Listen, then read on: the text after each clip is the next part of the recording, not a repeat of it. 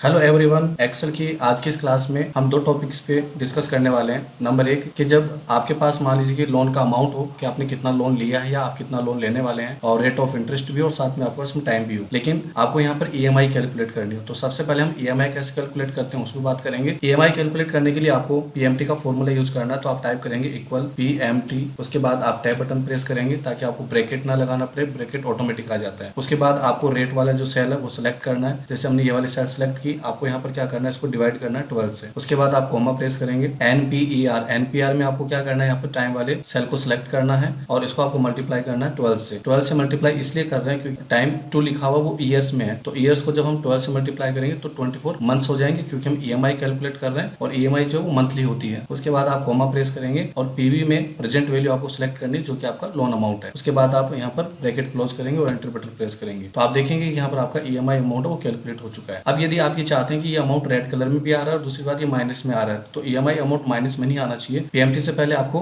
Minus sign वो use करना है, तो इससे क्या होगा कि आपका अमाउंट है वो माइनस में शो नहीं होगा। फर्स्ट हमने ये बात की कि जब हमारे पास लोन अमाउंट, इंटरेस्ट रेट और टाइम हो तो हम ईएमआई कैसे कैलकुलेट करें। अब हम बात करने वाले हैं कि जब हमें ईएमआई अमाउंट पहले से मालूम हो कि हम ईएमआई इतनी भरेंगे, इतनी ईएमआई हमें पे करनी है, इंटरेस्ट रेट हमारे पास ये रहेगी, टाइम हमारे पास ये रहेगा, तो इस ईएमआई के बेस पर इस टाइम को और इंटरेस्ट रेट को रखा जाए तो हमें कितना अमाउंट जो है लोन का वो मिल सकता है, उसके ऊपर हम बात करने वाले हैं। यदि मैं ये कहूँ कि हम प्रेजेंट वैल्यू कैसे कैलकुलेट करें, क्योंकि पहले जो आपने कॉन्सेप्ट देखा उसमें हमने ईएमआई कैलकुलेट किया था, अब यहाँ पर ईएमआई हमें पहले से मालूम है तो हम प्रेजेंट वैल्यू को कैलकुलेट करने वाले हैं, ये मालूम करने वाले हैं कि लोन अमाउंट कितना रहेगा। तो आपको यहाँ पर क्या करना है, इक्वल प्रेस करना है। उसके बाद आपको पीवी के बाद आप टैब बटन प्रेस करेंगे। रेट वाले में आपको ये सेल सेलेक्ट करनी है और इसको आपको डिवाइड करना है 12 से। उसके बाद कॉमा प्रेस करेंगे। एनपीआर में आपको टाइम सेलेक्ट करना है, इसको आप मल्टीप्लाई करेंगे 12 से, कॉमा आप प्रेस करेंगे। और पीएमटी में आपको क्या करना है कि जो ईएमआई अमाउंट है वो आपको सिलेक्ट करना है और उसके बाद आपको ब्रैकेट क्लोज करना है, एंटर बटन प्रेस करना है। तो आप यहाँ देखेंगे कि आपका जो लोन अमाउंट हो कैलकुलेट हो चुका है। यदि आप ये चाहते हैं कि अमाउंट माइनस में नहीं हो तो आपने जो पीवी का फॉर्मूला लगाया तो पीवी से पहले आपको माइनस साइन आपको लगाना है, एंटर बटन प्रेस करना है, तो आपका ये अमाउंट है वो माइनस में नहीं आएगा। तो आज की इस क्लास में हमने दो टॉपिक्स पे बात की है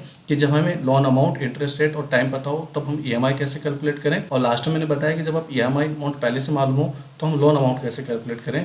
तो एक आपको मैंने पीएमटी का फॉर्मूला बताया, एक आपको मैंने प्रेजेंट वैल्यू निकालने का फॉर्मूला बताया। इसी प्रकार के और वीडियोस को पाने के लिए चैनल को आप सब्सक्राइब जरूर कर लें। टॉपिक आपको पसंद आए तो वीडियो को लाइक करना और शेयर करना।